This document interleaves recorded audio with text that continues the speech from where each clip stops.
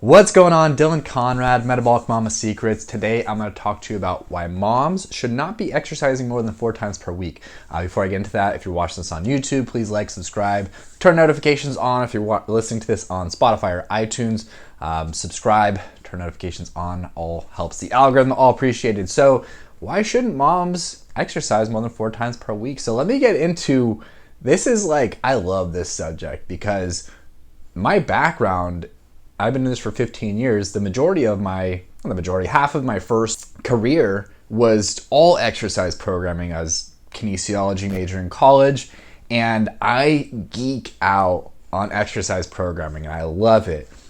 I kind of hurt a little bit when I realized that, for fat loss, it's 80% nutrition, and only 20% of this training matters, but it does matter.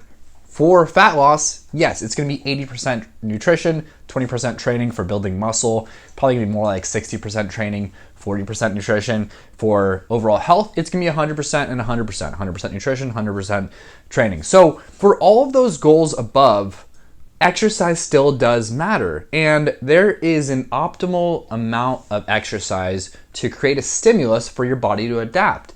Any more than that, you're doing too much, and it can actually negate any results that you would see, or you'll start reversing and go in the opposite direction. And also, before I get further into this, let me clarify these 4 times per week exercise. It's not just like walking. Walking you can do every single day.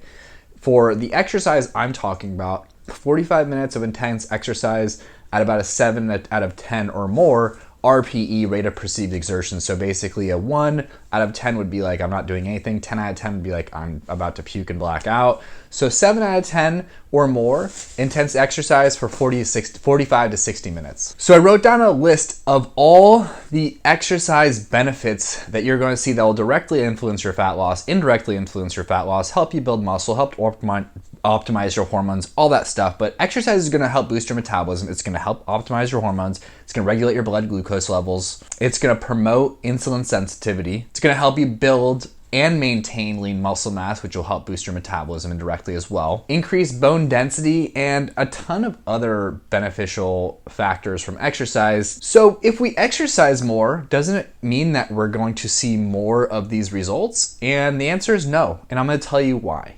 So number 1 is the law of diminishing returns. Like I was saying, there is a sweet spot for how much stimulus, how much exercise you can put on your body for it to adapt to.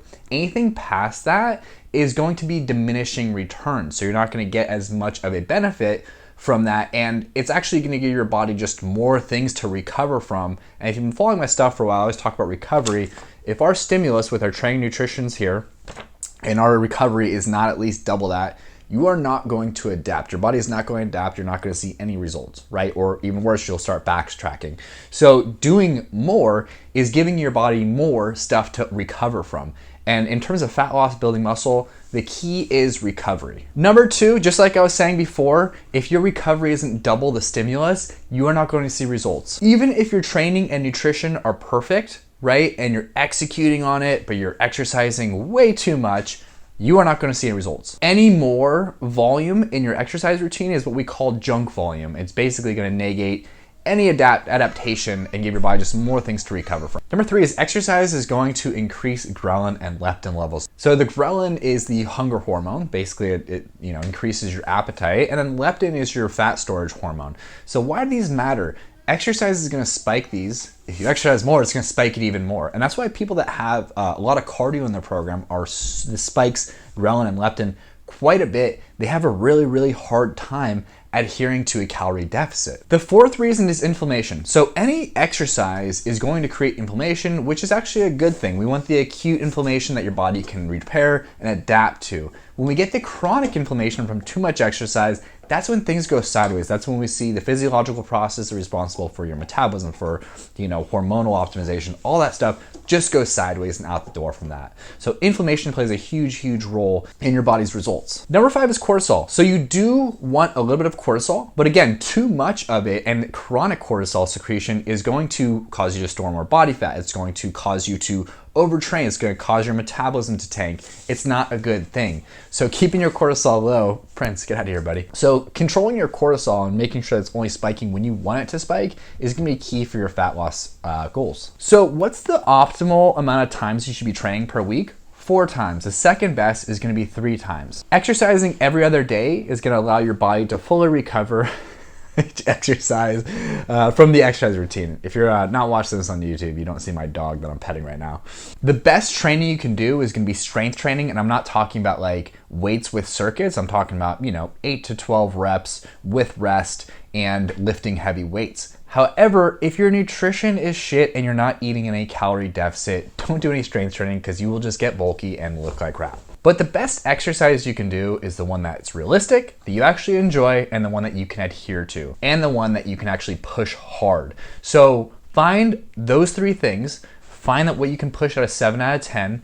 Your Pilates class is probably going to be below that. So find something that's actually, pushing your body, but it's actually enjoyable and realistic, and you can execute it on cue. Because even if we're doing the most optimal thing for those 20% of fat loss goals, if we're doing something that's not as optimal as, say, strength training, if it's still 7 out of 10 or more and you're going to stick to that consistently, and if you did strength training, you'd probably fall off because you're not really enjoying it at all, then do that one. So I hope this helps. I'm sure it'll help a lot of you moms out there that are working out 5 times or more, which is a good chunk of the moms that I speak to daily.